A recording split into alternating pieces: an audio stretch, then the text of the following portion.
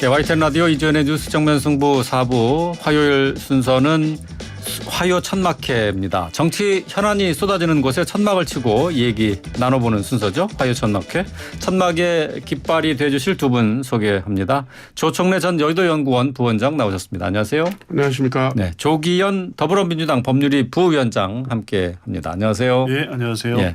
자, 오늘 첫 번째 천막을 치고 얘기 나눠볼 곳은 국회의원회관입니다. 민주당 내 비명계 의원들이 주축이 됐죠. 민주당의 길 오늘 국회의원회관에서 공식 출범했습니다. 그런데 이 출범식에 이재명 대표도 참석해서 축사를 전한 것으로 이렇게 알려져 있는데요.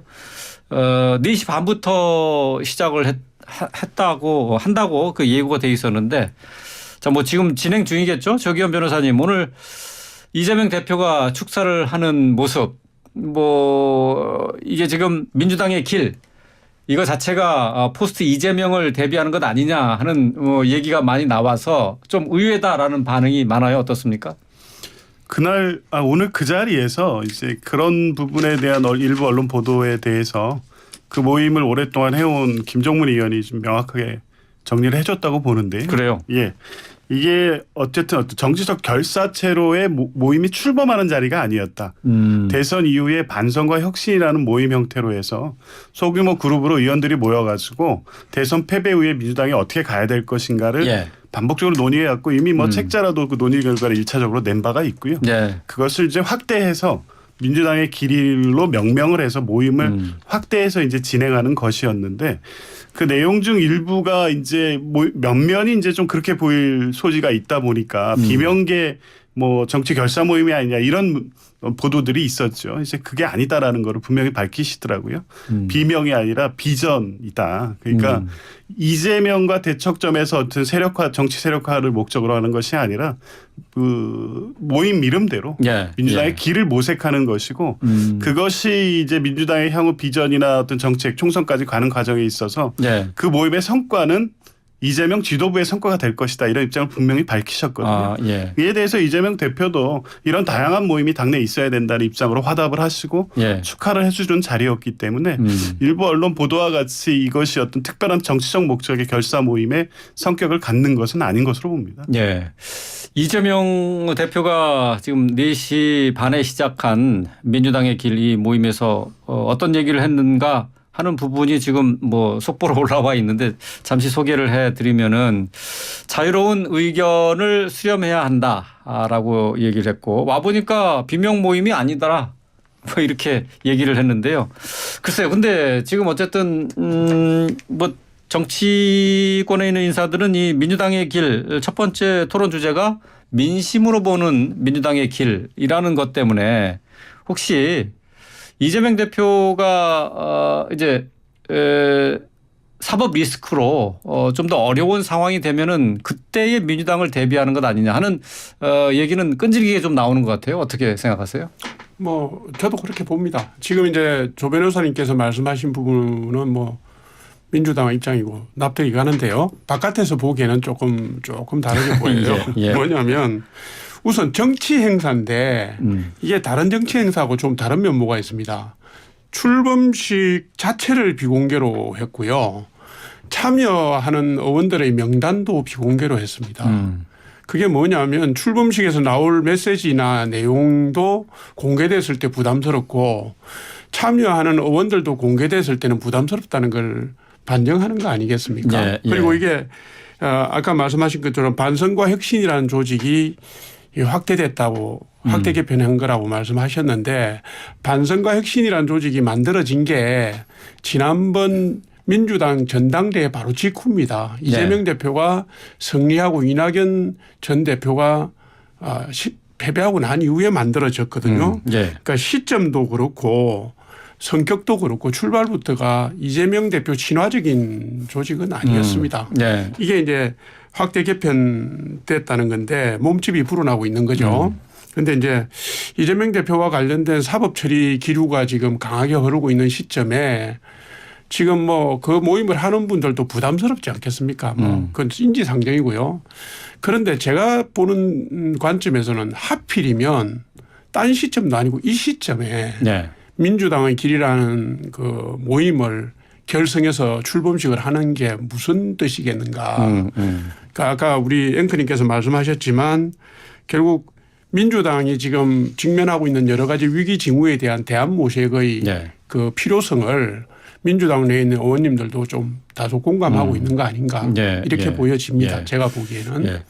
뭐 여야 모두 상대당이 어떤 혼란의 조짐이 있지 않느냐 하는 갈등의 조짐이 있지 않느냐 하는 부분에 대해서는 아주 면밀하게 살펴보는 것 같아요. 어쨌든 지금 오늘 토론회에 참석한 홍영표 의원이 한 말이 있는데 당의 정체성과 비전을 새롭게 만드는 데 있어서 백가쟁명 이 혼란도 받아들여야 한다라고 이렇게 말을 했다고 하는 보도가 들어왔는데요.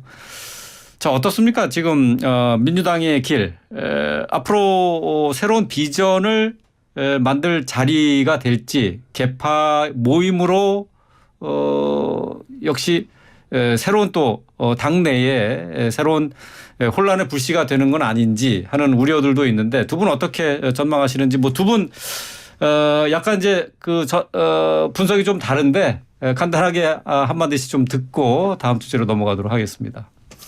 지금 이걸 만약에 어떤 정치적 결사 목적의 개파 모임으로 하려고 했으면 지금 예. 시기에 이렇게 나올 수가 없습니다. 왜냐하면 전체적인 당의 분위기는 당이 이재명 대표에 대한 정치 보복성 수사에 대해서 공동 대응해야 된다라는 기본적인 입장은 있습니다. 다만 몇 가지 이제 구체적인 어떤 전략 전술이라든가 향후 총선까지 가는 과정에서의 어떤 부담스러운 이런 부분에 대한 쓴소리를 하시는 분들도 있죠. 근데 네. 당의 전반적인 기류는 그래서 지금 시점에서 포스트 이재명을 대비해야 된다는 데까지 나갈 수가 있는 상황이 아닙니다.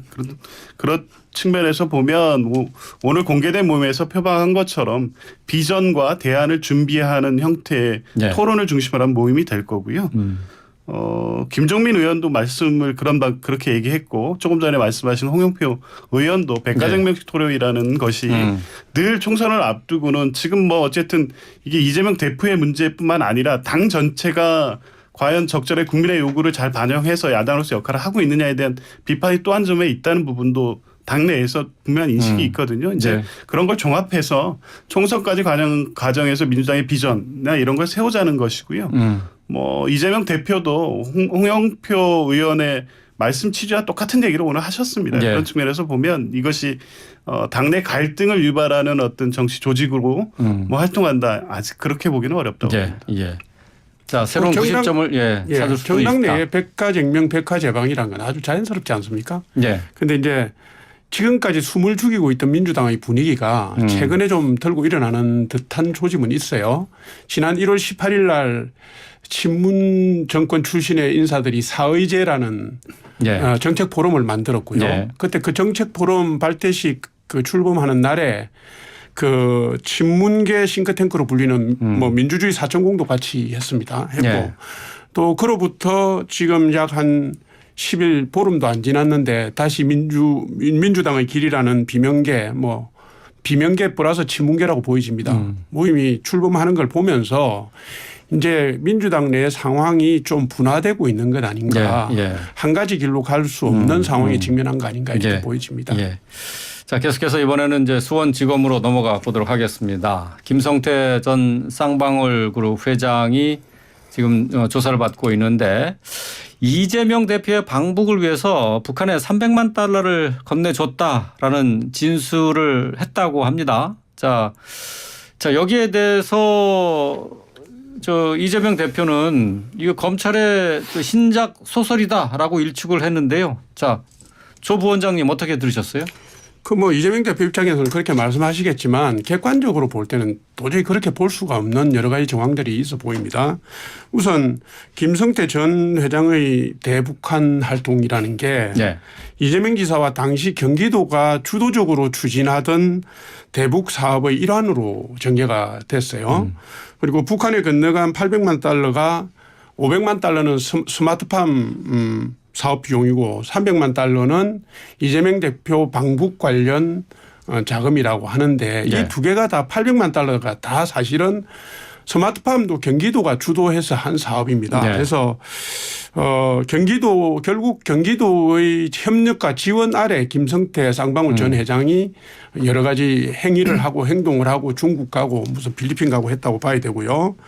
그다음에 두 번째는 진술이 매우 구체적입니다. 네. 예를 들면 2019년에 뭐 1월 달에 200만 달러, 4월 달에 300만 달러, 11, 2월 달에 또 300만 달러 이렇게 했는데 검찰이 추정했던 세목과 다른 거를 진술을 했다고 그래요. 예. 그런 걸 보면 이게 정황 증거가 본인도 정확하게 숙지를 하고 있고 또 잊어버릴 수 없을 정도로 분명한 정황 증거가 있다는 것이고요. 2019년 7월에 필리핀 마닐라에서 김성태 전 회장이 북한의 대남 공작기구 국가안전보위부의 리호나미를 만났다 등등 예. 이런 부분들은 일반 사업자가 할 수 있는 영역을 넘어서는 거라고 저는 봅니다. 그래서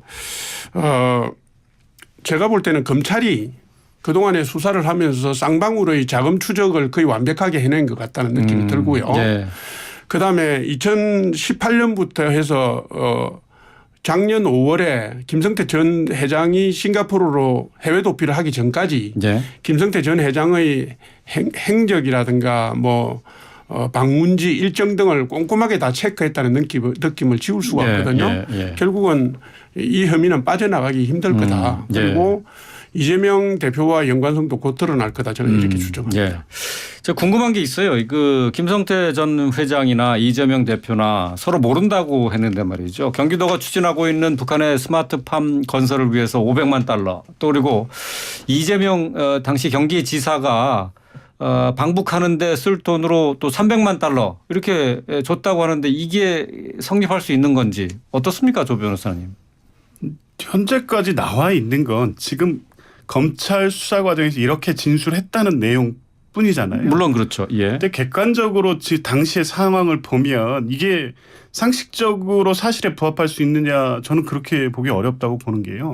상식에 맞지 않는다. 예, 2018년에 9.19 평양 정상회담이 있었습니다. 예. 그 직후부터 몇 달 동안은 경기도를 비롯해서 모든 지자체가 대북 협력 사업 추진을 합니다. 그리고 당해에 이제 2019년 예산을 편성하면서 경기도 의회는 대북 협력 사업금을 200억 내지 300억 정도 또 예산도 책정을 하고요. 예. 이 본격적으로 공식적으로 대북 협력 사업을 추진하는 과정에 있었던 때입니다. 이게 기업을 통해서 은밀하게 대북 그 사업 자금을 지원할 상황도 아니었고요. 다 공식적으로 모든 지자체, 정부 또한 대북 경업 사업을 공식화하던 때였거든요. 예. 다만 2019년에 이제 북미 관계가 경색되면서 어려운 상황에 있었지만 그때에도 경기도는 지속적으로 이 대북 협력 사업을 하겠다는 입장을 밝히면서 구체적 사업 방안을 밝히고 있었습니다. 다만 그때 이제 유엔 안보리 제재나 이런 상황 때문에 현실적으로 접근하는데 한계가 있었고요. 그래서 경기도는 그 온실 자재 부분에서 북한 지원하는 부분에 대해서 유엔 안보리에 면제 승인 요청까지 해서 그걸 받습니다. 2020년에 이르러서. 경기도가 대북 그 경협을 하면서 이렇게 공식적으로 안보리 제재 부분까지 면제 승인까지 요청하면서 했기 때문에 굳이 기업을 통해서 대신 사업을 추진하게 할 이유도 없었고요.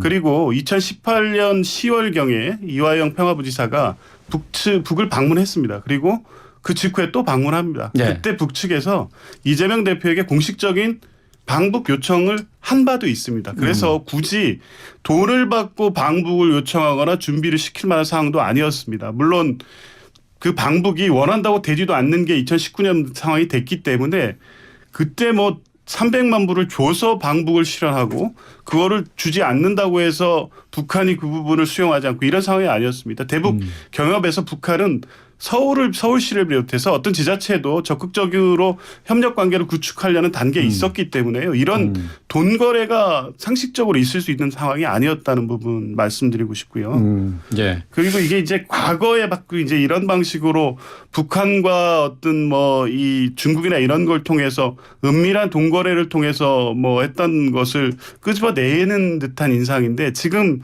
나와 있는 증거라고는 지금까지 하나도 없었습니다. 김성태 시에 지금 증언이 이제야 나온 거잖아요. 그 이전에 지금 조금 전에 말씀하셨지만 자금을 통해서 다 어느 정도 확보될 수 있었을 겁니다. 네. 자금이 마련되는 예. 과정이라든가 예. 대북 협력과의 관계 이런 부분에 대해서는 뒷받침할 만한 어떤 정황 없이 그 돈이 이재명 대표의 방북 목적으로 지급됐다는 진술 하나만을 가지고 지금 사건이 이렇게 갑자기 전개된 거거든요. 네. 마지막으로 하나만 더 붙이면 이 사건 변호사비 대납 사건은 어디 갔습니까? 결국에 쌍방울 사건은 변호사비 대납에서 시작이 됐는데 그 부분에 대해서는 아무런 그 얘기가 나오지 않고 예. 갑자기 대북 송금으로 간 것. 예. 이런 부분에서 그 정치적 수사가 아니냐는 그 부분에 대한 문제 제기를 안 할 수가 없는 거죠. 예. 뭐 대북 송금 사건에 앞서서 변호사비 대납 사건도 있었는데 이거는 뭐 수사 진척 상황이 별로 나오지는 않는 것 같기는 해요. 근데 어쨌든 지금 이재명 대표하고 저 김성태 전 회장 같은 경우 전화 통화도 하지 않았다. 김성태 전 회장이 국내로 들어오면서 그런 얘기 하지 않았습니까? 근데 통화는 또 한 것 같아요. 만약 이게 통화가 서로 통화를 하는 사이였다라는 게 또 밝혀지면은 또 어떤 파장이 있을지 모르겠습니다. 어떻게 보세요? 일단 김성태 전 회장의 범죄 혐의가 여러 가지지 않습니까? 외환관리법 위반도 있고 그다음에 뇌물공여죄도 있고 정치자금법 위반도 있고 뭐 한두 가지 한 네다섯 가지가 되는데요. 이게 이제 수사를 하면서 순서대로 나가겠죠. 제가 볼 때는 변호사비 대납 문제가 뭐가 안 나와서 가는 건 아니라고 봅니다. 포기한 수사는 아니다. 이제 물론이죠. 입증 가능하고 쉬운 부분부터 들어가지 않겠습니까? 이게 이제 이렇습니다. 지금 검찰이 핵심적인 물증을 아직은 제시하고 있지 않은 건 사실인 것 같아요. 예. 그게 이제 재판에서 다툼이 있겠지만 2018년 후반부터 경기도가 대북 사업에 상당히 몰두를 하기 시작했습니다. 네. 했고 지금 말씀하신 것처럼 2018년 10월에 이화영 당시 경기도 평화부지사가 북한을 2번이나 방문을 했어요. 했고 그다음 해인 2019년 5월에는 이재명 지사가 북한의 조선아시아태평양위원회 위원장 김영철에게 경기도 경제사절단이 갈 수 있게 초청을 해달라는 요청 편지를 공문의 형식으로 보냈다라는 얘기도 있습니다. 그러니까 이게 대북 송금이라는 게 아까도 말씀드렸지만 경기도의 일련의 대북 작업 경기도가 주도한 사업과 분리해서 갈 수가 없다라는 말씀을 제가 드리고 두 번째는 김성태 쌍방울 회장이 2019년에 800만 달러 그러니까 지금 우리 돈으로 약 100억 원을 북한에 갖다 줬는데요. 네. 그중에서 쌍방울이 자기 사업 주도로 해서 자기 구상에서 간 게 아니라 스마트팜 뭐 이런 게 다 경기도의 정책에 따라 간 겁니다. 네. 그러면 우리가 일반적으로 기업이 100억이나 되는 돈을 북한에 갖다 주면서 네. 경기도하고 아무 상관이 없고 경기도 지사의 뜻도 모르고 어중도 모르고 갔다. 말하자면 속설로 절 모르고 시주했다. 이게 말이 되는 것인지 알겠습니다. 저는 자, 이해가 안 되고요. 이재명 대표 측에서는 역시 이 내용도 검찰의 허위 날조 수사다 이렇게 얘기를 하고 있는데요. 앞으로 이제 계속 좀 자세한 내용 수사 상황이 아마 보도가 될 텐데 이 상황을 좀 보고 또 얘기를 해보도록 하겠습니다. 자, 오늘 화요 천막회 순서 여기서 줄이도록 하겠습니다. 조청래 전 여의도 연구원 부원장, 조기현 더불어민주당 법률위 부위원장과 함께했습니다. 고맙습니다. 감사합니다.